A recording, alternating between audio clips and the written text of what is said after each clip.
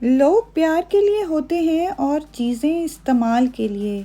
बात तब बिगड़ती है जब चीज़ों से प्यार किया जाए और लोगों को इस्तेमाल किया जाए। अस्सलाम वालेकुम एवरीवन, कैसे हैं आप सब? उम्मीद करती हूँ कि मेरी यूट्यूब की फैमिली बहुत ठीक ठाक होंगे और मज़े से अपनी लाइफ एंजॉय कर रहे होंगे। मैं भी बिल्कुल ठीक हूँ अल्हम्दुलिल्लाह। आज मैं फिर हाज़िर हो गई हूँ एक मज़ेदार सी रेसिपी लेकर, और उसके साथ साथ मैं आपको लेके जाऊँगी अपने साथ शॉपिंग पर। तो आप लोगों से रिक्वेस्ट है कि मेरे साथ रहिएगा और वीडियो को एंड तक देखिएगा। चलें जी, स्टार्ट करते हैं अपनी रेसिपी आज की। तो आज हम बनाने जा रहे हैं भिंडी, जिसे ओकरा और लेडी फिंगर भी कहा जाता है। जो लोग मेरे चैनल पर न्यू हैं वो काइंडली चैनल को सब्सक्राइब कर लें और बेल आइकन प्रेस कर दें ताकि आने वाली वीडियोस का नोटिफिकेशन आपको मिल सके, और साथ साथ इस वीडियो को लाइक भी ज़रूर कीजिएगा। और जी, यहाँ पर मैंने भिंडियों को अच्छे से वॉश करके नाइसली कट कर लिया है, और इसको अब मैं फ्राई कर रही हूँ ऑयल में। इसको ऑयल में फ्राई करना बहुत ज़रूरी है क्योंकि इसके अंदर एक ग्लेज सी होती है, और जब आप इसको फ्राई करते हैं तो बहुत ही ज़बरदस्त सा टेक्सचर आ जाता है और ये बिल्कुल ड्राई हो जाती हैं। और उसके साथ ही ऑनियन को भी बारीक बारीक काट के अच्छे से फ्राई कर लेना है, क्योंकि इस तरह से फ्राई करने से इसका बहुत ही अच्छा टेस्ट आता है। और ये रेसिपी जो मैं आपको बताने जा रही हूँ ये बहुत ही इजी और क्विक है, और जो लोग अभी न्यू कुकिंग सीख रहे हैं वो इसको इजीली फॉलो कर सकते हैं। और इसमें कोई भी पहले से मसाला तैयार करने की ज़रूरत नहीं है। जस्ट आपने भिंडी को और ऑनियन को अच्छे से फ्राई करना है। उसके बाद जी आपने टमाटर कट कर लें उसको, और इसमें टमाटर थोड़े ज़्यादा डलते हैं और उसका बहुत ही अच्छा टेस्ट आता है। तो टमाटर जो हैं वो मैंने कट करके रख लिए थे, और जैसे ही ऑनियन अच्छे से फ्राई होगा इसके अंदर जी मैं ऐड कर दूंगी टमाटर और ग्रीन चिलीज़। वो भी आपने बारीक बारीक कट कर लेनी है और इसके अंदर उसको मिक्स कर देना है। यहाँ जी मैंने चारों चीज़ों को अच्छे से मिक्स कर दिया है, और इसके साथ साथ हम इसमें ऐड करेंगे स्पाइसेस। और स्पाइसेस में इसमें जाएगा salt, turmeric powder, red chilli powder, crush red chillies और धनिया पाउडर। और इसमें मैं ऐड करूँगी साबुत धनिया, जो कि मैं पहले ऐड करना भूल गई थी, तो वो मैंने थोड़ी देर में उसको ऐड किया था।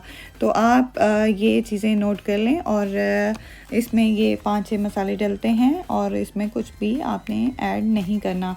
और इसके साथ साथ मैं आप लोगों को भिंडी के कुछ हेल्थ बेनिफिट्स भी बताती चलूँ कि ये बहुत ज़्यादा एंटी इन्फ्लेमेटरी होते हैं, और ये बोन हेल्थ के लिए बहुत ज़्यादा इम्पोर्टेंट हैं। डाइजेस्टिव सिस्टम को भी इम्प्रूव करते हैं, और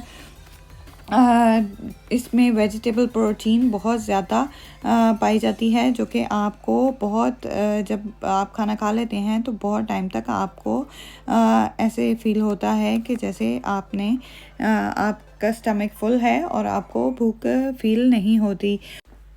अच्छा, मैंने देखा है कि कुछ लोग भिंडी का नाम सुनते ही दूर भाग जाते हैं, जैसे कि मेरा छोटा भाई। वो तो जैसे ही उसको पता चले कि भिंडी बनी है तो वो तो बिल्कुल कहता है कि नाम ही ना लें इसका।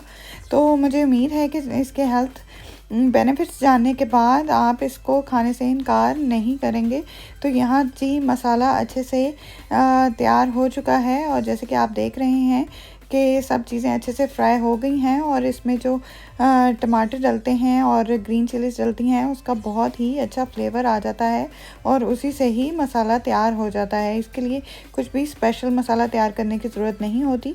बस सारी चीज़ें डालें और इसको दम पर रख दें, और दम से वो स्लोली बहुत ही ज़बरदस्त सा फ्लेवर और टेक्सचर रेडी हो जाता है। तो यहाँ जी जनाब, तो भिंडी का सालन जो है वो ऑलमोस्ट डन हो गया है।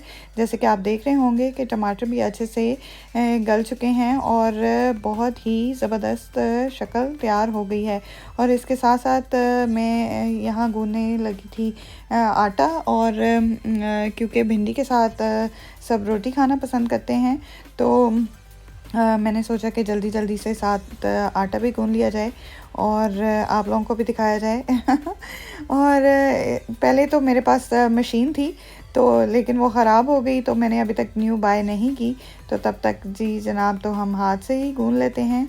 ऐसी कोई बात नहीं कि मशीन ना हो तो आटा नहीं गूँधा जाएगा, आटा तो गूँधा जाएगा फिर भी काम तो नहीं रुकते। तो मशीन्स तो आती जाती रहती हैं। तो ये है कि इंसान को खुद भी काम आना चाहिए कि अगर मशीन ना हो तो आपके काम ना रुकें। तो यहाँ जी अच्छे से मैंने आटा गूँध लिया था, और आटे को अच्छे से गूँधना बहुत ज़रूरी है, अदरवाइज़ फिर आपकी रोटी अच्छी नहीं बनती। और अगर आटा अच्छे से गूँधा ना हो तो फिर रोटी अकड़ जाती है। तो इसलिए इसको अच्छे से और थोड़ा टाइम लगा कर गूँधना बहुत ज़रूरी है। आटा गूँध के मैंने जल्दी जल्दी से रोटियां बना ली और बच्चों को खाना शाना खिलाया। मैंने और ज़ाहिद ने खाना खाया और उसके बाद जी हम सब रेडी हो गए, क्योंकि हमने शॉपिंग पर जाना था। और हम लोग उसके बाद शॉपिंग पर निकल पड़े। और आज मैं बच्चों को भी साथ लेकर आई थी, क्योंकि लॉकडाउन में बच्चे बिल्कुल भी घर से बाहर नहीं निकले थे। और मुझे फ़ील हो रहा था कि बच्चे बहुत ज़्यादा घबरा गए हैं घर बैठ बैठ के। हालांकि मुझे बाहर लेके जाना बहुत ज़्यादा रिस्की लगता है, और स्पेशली अमीर का, क्योंकि छोटे बच्चे अगर इधर उधर हाथ लगाते हैं और सम टाइम वो मुंह में हाथ डाल लेते हैं। वैसे तो हम प्रॉपर सैनिटाइजर्स यूज़ करते हैं, और मैं अमीर को भी साथ साथ यूज़ करवाती हूँ, और लेकिन फिर भी डर लगता है। तो आज हम इस डर के बावजूद मैं बच्चों को बाहर ले आई थी। और अमीर को तो मैंने ट्रॉली से बिल्कुल नहीं नीचे उतारा, और अजवा और अहमद को भी मास्क पहने हुए थे दोनों ने, और अच्छे से हैंड सैनिटाइज़ किए हुए थे। और यहाँ जी अब हम ये कॉर्डलेस जो है वो मशीन्स ले रहे थे, और ये बहुत ही ज़बरदस्त हैं। इनसे बार कोड स्कैन हो जाते हैं और आपको एंड पे लंबी लंबी क्यूज़ में खड़ा होना नहीं पड़ता बिलिंग के लिए।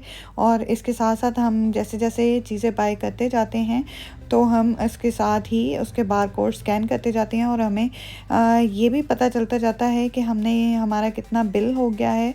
और सम टाइम ऐसे होता है ना कि घर से इंसान बजट बना कर जाता है कि जी हमने ये चीज़ें बाय करनी है, और हमारा इतना जो है वो आज का बजट है। तो ये जो मशीन है इससे हमें बहुत ज़्यादा फ़ायदा हो जाता है, और हमें पता चल जाता है जी कि हमने अपने बजट में यानी कि हमने कितने पैसे यूज़ कर लिए हैं और हमने क्या क्या चीज़ें बाय कर ली हैं। तो इससे हमें टोटल भी ये मशीन हमें बताती रहती है। तो यहाँ जी मैंने फ्रूट्स लेने थे, कुछ वेजिटेबल्स लेनी थी, और बच्चे साथ आए हुए थे तो बच्चों का स्टफ़ भी कुछ बाय करना था, जो कि आपको पता है कि जब बच्चे साथ आते हैं तो उन्होंने कुछ स्नैक्स भी बाय करने होते हैं, और उसके साथ साथ उन्होंने अपनी कुछ कैंडीज़ वगैरह भी लेनी होती हैं। तो जी अच्छा, एक मेरे पास बेडशीट पड़ी हुई थी, तो उसके साथ मुझे कुछ पिलोज़ मैच करने थे, तो मैंने एक पिलो भी पेयर बाय किया। लेकिन वो जो है वो जब मैंने घर आके देखा तो वो बिल्कुल भी मैच नहीं हो रहा था, तो मैंने अभी तक उसको रिटर्न भी नहीं करवाया, क्योंकि ये वीडियो यानी कि 1-2 दिन पहले की है, जब मैं शॉपिंग पर गई थी। तो मैंने जी तब रिकॉर्ड की थी, और मैंने सोचा था कि मैं अपने व्यूअर्स के साथ इसको शेयर करूँगी।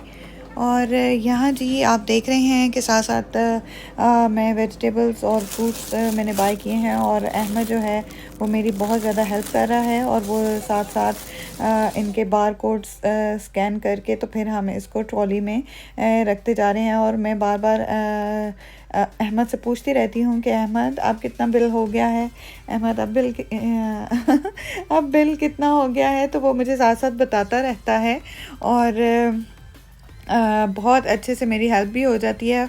और इसका फ़ायदा ये होता है कि हम जल्दी से जैसे ही हमारी शॉपिंग फ़िनिश होती है तो हम एक मशीन के पास जाते हैं, जो कि इसकी स्पेसिफ़िकली उन्होंने इन यूज़र्स के लिए बनाई हुई है, जो कि ये कॉर्डलेस यूज़ करते हैं। तो हम उस मशीन पे जाके सिंपली जो है वो बार कोड स्कैन करते हैं, और उस पे टोटल अमाउंट शो होती है, और वहाँ पे हमने इसका बिल पे करते हैं, और बस जी हम फ्री हो जाते हैं। तो हमें कोई भी क्यू में और टिल पे खड़ा नहीं होना पड़ता। तो यहाँ जी मैं अमीर के लिए बाय कर रही हूँ अवीनो क्रीम, क्योंकि अमीर की स्किन थोड़ी ड्राई है और ये जब पैदा हुआ था तो इसको एक्जिमा का भी प्रॉब्लम हो गया था, जो कि ड्राई स्किन का प्रॉब्लम होता है और उसमें बहुत ज़्यादा बच्चों को इचिंग होती है और स्किन रेड हो जाती है। तो फिर मैंने इसके लिए स्पेशली अवीनो की प्रोडक्ट्स यूज़ की और इसी का ही मैं इसके लिए बाथ यूज़ करती हूँ और यही अवीनो की क्रीम यूज़ करती हूँ। और ये फिनिश हुई हुई थी तो मैंने कहा चलें ये भी साथ साथ बाय कर लेती हूँ। तो इंसान वैसे सोच के कुछ आता है और जब स्टोर में पहुंचते हैं तो बहुत सी चीज़ें एक्स्ट्रा भी बाय हो जाती हैं, लेकिन चलें कोई नहीं, वो भी ज़रूरत की ही होती हैं। तो यहाँ जी बच्चों के सीरियल बाय हो रहे थे। मेरे बच्चे सीरियल माशाल्लाह बहुत शौक़ से खाते हैं, तो मेरे घर तो सीरियल की बहुत ज़्यादा वैरायटी होती है। और अमीर यहाँ ट्रॉली में बैठा बैठा थोड़ा अपसेट भी हो रहा था और घबरा भी रहा था, क्योंकि बाहर से तो हम इनको पैक शैक करके आते हैं, लेकिन फिर स्टोर में जाके इनको गर्मी लगनी शुरू हो जाती है। तो यहाँ जी हमारी शॉपिंग डन हो गई थी, तो अब जी हम जा रहे हैं घर की तरफ। तो उम्मीद करती हूँ कि आज का व्लॉग आप लोगों ने एंजॉय किया होगा और आप लोग मेरी रेसिपी ज़रूर ट्राई करिएगा और मुझे ज़रूर बताइएगा कमेंट सेक्शन में कि आपको कैसे लगी। तो इंशाल्लाह फिर मिलेंगे नए व्लॉग में नए कंटेंट के साथ। तब तक के लिए अल्लाह हाफ़िज़।